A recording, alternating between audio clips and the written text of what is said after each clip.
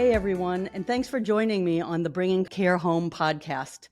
I'm your guest host, Kathy McGuire, and for those who don't know me, I'm a recently retired healthcare and home care executive, and I'm jumping into this new world, and it's my maiden voyage as your guest host.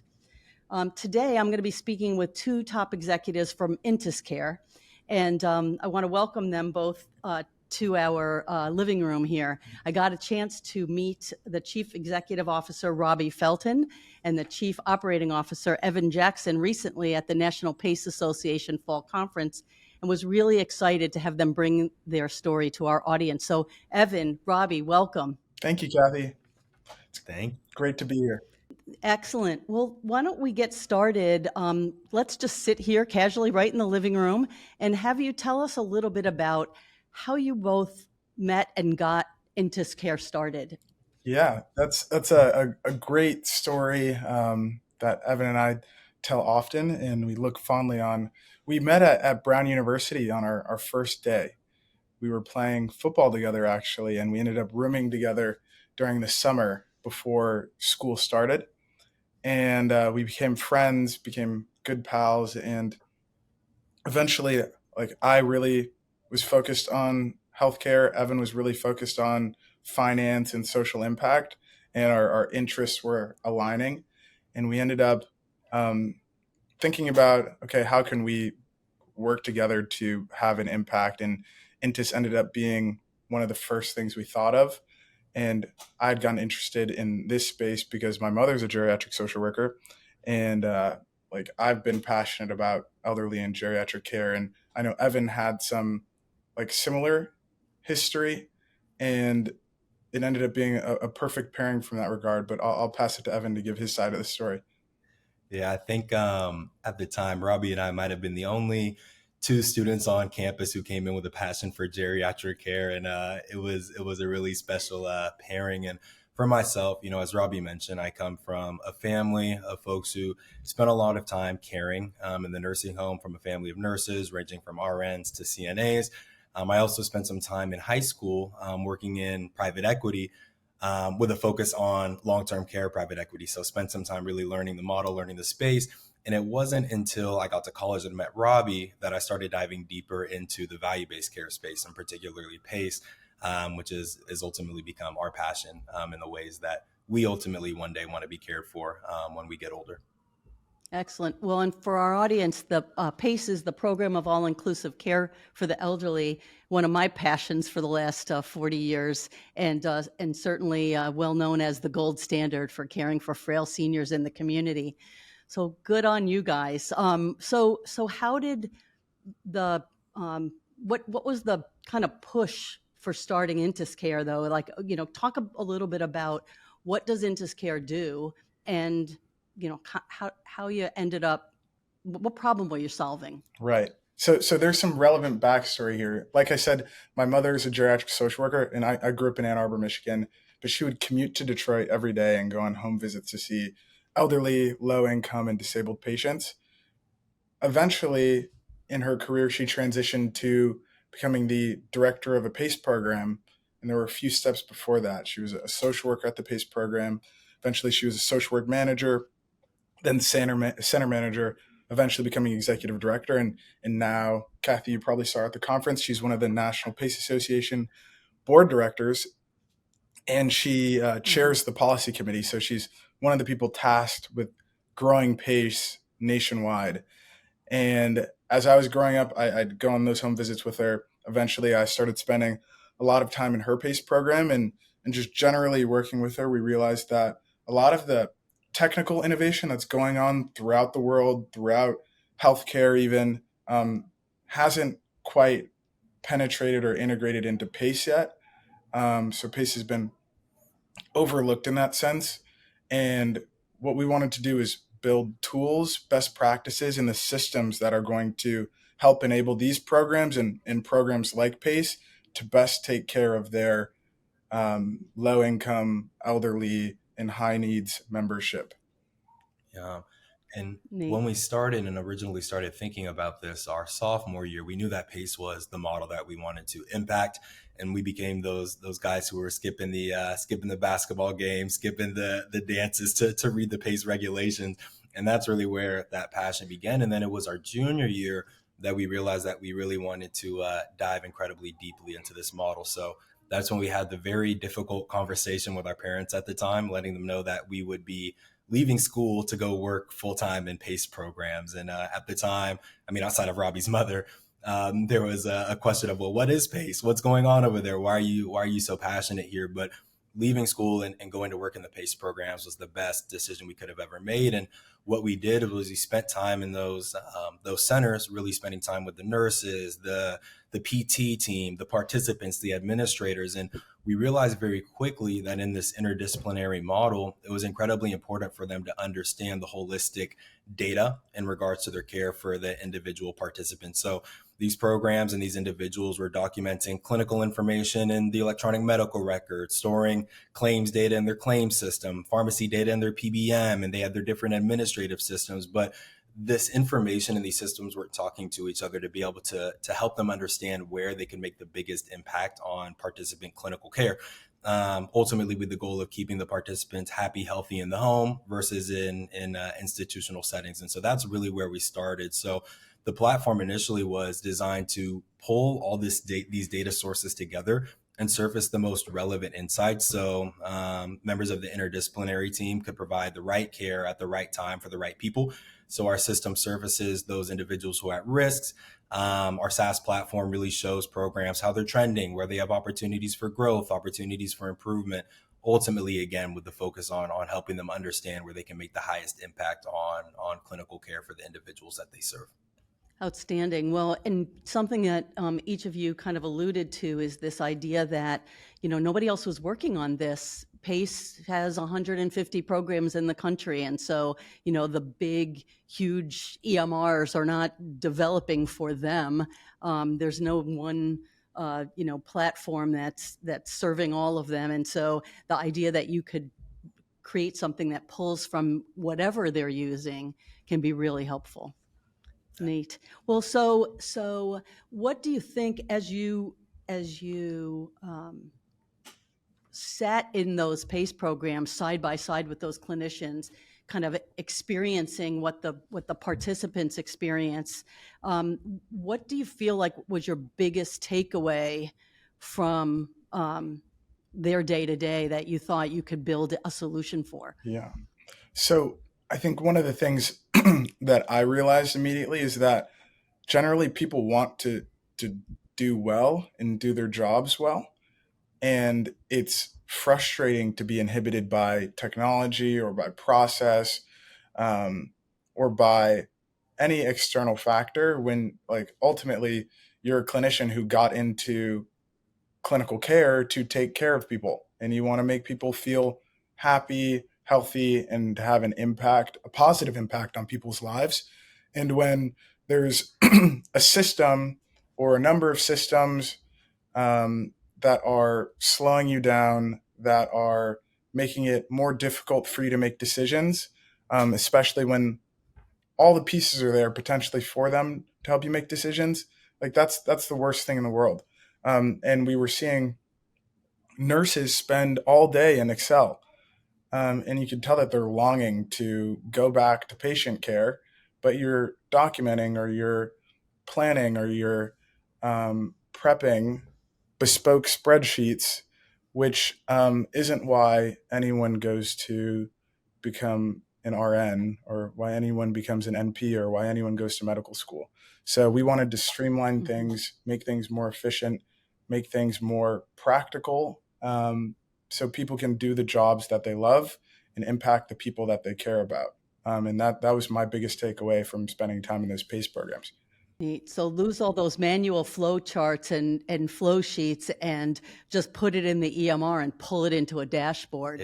Exactly. And one of the stories that and evenings that was most impactful for me was, we were sitting in the PACE center. It was around 7 or 8 o'clock at night, well after the participants had left.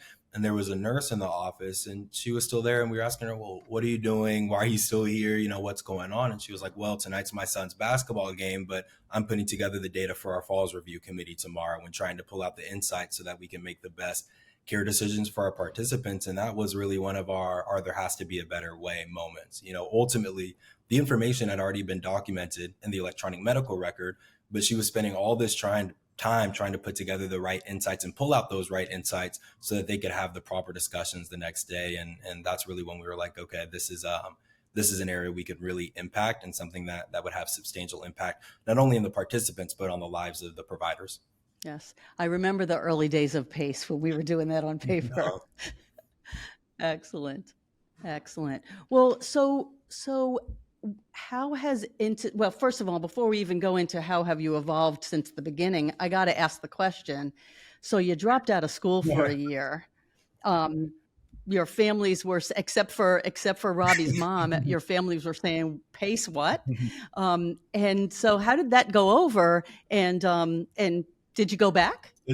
It's funny you asked that, because at the time it definitely did not go over well. I think being in the fortunate position that we were to be, in our second year at Brown, school was going well, to sort of drop everything and pursue this mission was a challenging conversation. We did ultimately make the commitment to our parents that we would go back and finish, and we are college graduates now from Brown. And it's funny seeing the full circle moment, because that was now three, almost 4 years ago. And the other day, my mom called me telling me she's trying to get my great aunt into a PACE program. So it was a really special full circle moment. And now you're an expert because you've got a list of all 150. I told her to send me your county and zip code, and I'll tell her the PACE program that works for her. Exactly. Look it up on the PACE Association website. Good for you. That's what I do all the time. Wait, you live in a catchment area. Exactly. Good for you. Well, so I guess now, after all that angst, your families have the ability to do a little bit of bragging. Oh, they did all this and they graduated on time. Mm-hmm. I think they're most proud of the reach and the impact that we're having. I mean, especially from my mom's perspective, like, we're helping her peers. We're helping them provide better care. And I think we both come from very, like, impact driven families, community service, ultimately, like, always looking for an opportunity to help people. So I'm glad we can do well while doing well for others, or helping others improve their lives. So it is exciting, and our families are very proud. Well, I got to tell you, you and I met in the restaurant a few weeks ago in Miami, and I got to chat with your mom for just a few minutes. And as a proud, mom of a entrepreneur myself, I know I could see it in her eyes and I could hear it in her words, how proud she is of you, not only as a son, but as a colleague, because that's what you guys are now to your mom and to those other PACE executives. So it was pretty exciting to see the smile on her face. So I noticed on your social media platforms that you're still, even now, your staff and your teams are in PACE programs, kind of experiencing the day-to-day. Talk a little bit about the other services that you guys have started to develop as you kind of put forward this platform and are putting out these, information tools. What else have you developed as you've gone along, and how did you come to those ideas for services? Yeah. So thematically, one of the things we believe in is, like, ensuring that people are receiving the right care at the right time every single day. And for that to happen, people need, from a clinical perspective, need to be able to get out of the weeds and look at, like I said, fewer spreadsheets, fewer laptop screens, and spend more time on patient care. So when we brought on Laura Ferreira, our chief strategy officer, who is the CEO of a rapidly growing PACE program in Michigan, one of the things we were ideating with her is, how do we remove some of the administrative and management burden from programs and allow their expert clinical staff to be able to spend time delivering high quality care to patients. So we ended up spinning up what we call integrated care services, which essentially take away some of that administrative management burden The specific workflows we have in place today are related to utilization management, quality management, compliance management, operations, and revenue integrity. And we have our own internal clinical staff, people who've come from PACE programs, who have experience, and who are willing to help serve programs to allow the internal PACE clinical teams to spend more time with participant care. So that's really the one of the new big things we've launched on top of the original software data platform offering. So you guys digested all those regulations on Saturday nights when you were in college so that these executives could go to their kids' basketball games. We did. We it's so funny. I think back at all those times as we were gleaning insights from the CMS regs and the PACE operating manuals, and I always remember calling Robbie like, "Well, did you know that PACE does this and that you can do this and they have the opportunity to do this?" And that was really where it started. But I think that learning was so foundational for us, especially being so young in this space. We had to develop our expertise very quickly and develop that understanding of the ins and outs of PACE, and the regulations were so critical so we can understand how PACE works. But then getting into the PACE program was critical to understand what PACE does. And, people say you've seen one PACE program, or they say that, you can't really understand PACE without being in the four walls. And we found that to be incredibly true. Yes, I would agree. We used to, in the beginning, in the early days of PACE, and I know you work with Palmetto Senior Care and have done recently a podcast around the kind of history of PACE development with Judy Baskins. But we back in the beginning, it was each one teach one, and so in the beginning we sort of looked a little bit alike. But then it got to be each one teach many, and PACE really needs to take on the look and feel of its community.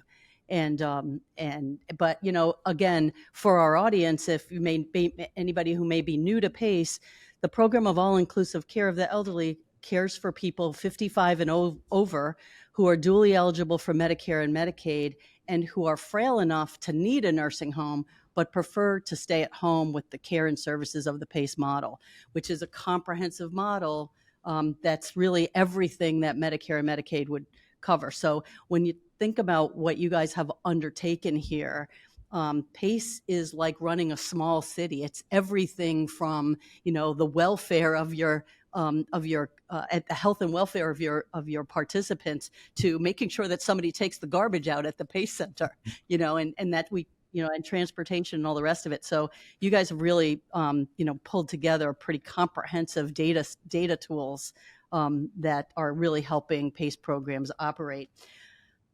So you've learned a lot about PACE, and you've also learned a lot about kind of the tools needed for value-based care for frail seniors.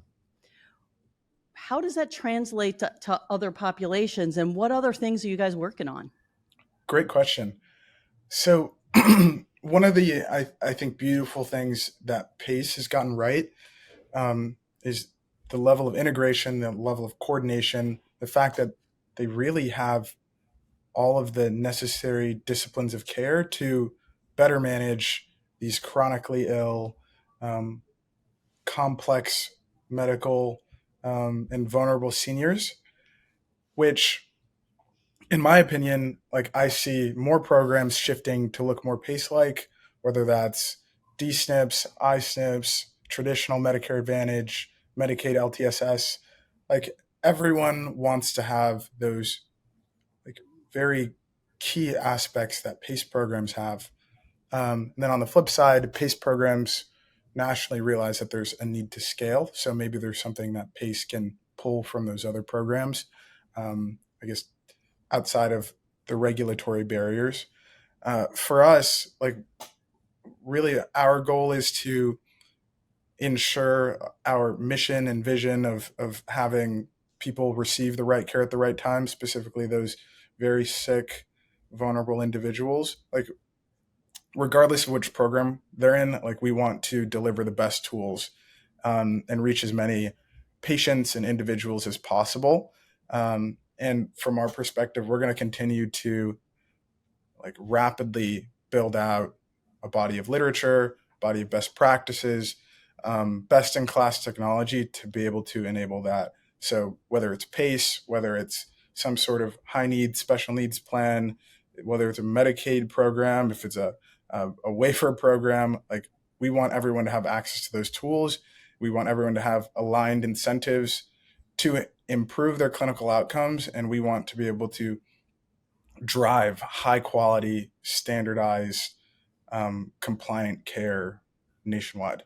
One of the things that we talk about that, I really appreciate is trying to build a world that in a care system that we would want to be cared for in one day. And ultimately that's what I'm most excited about, in the ways that we build, the ways that we codify best practices, the ways that we develop our understanding of what works well for the senior population, and specifically for the high needs senior population. And like Robbie said, really want to take these great learnings that we've been developing in PACE and help to create greater coverage for all of those individuals out there who have a similar makeup.